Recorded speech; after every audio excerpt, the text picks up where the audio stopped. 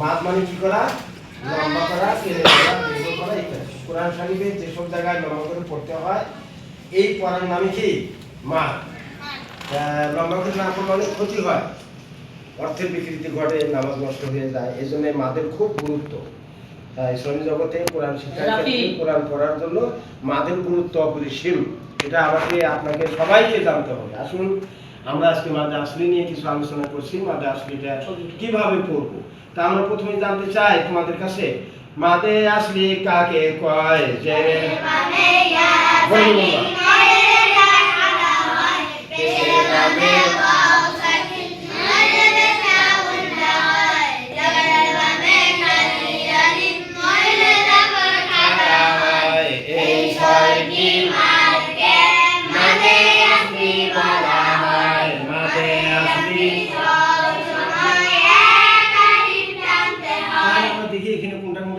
কোনটা টানবো আর কোনটা টানবো না, এখান থেকে সবাই কন নুন লাগে।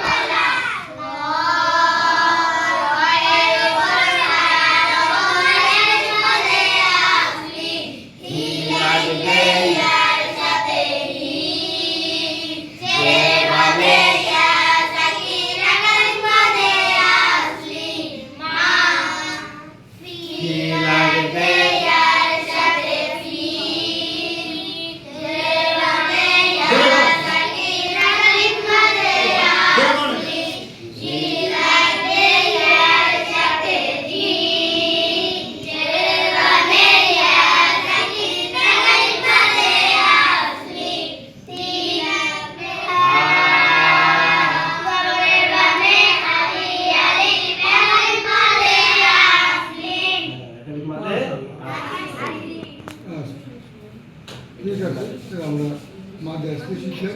আজকে মতো পড়া এখানে শেষ। আজকে মতো জানি কালকে কাউকে জানতে পারবা। আমরা সবাই চেষ্টা করবো।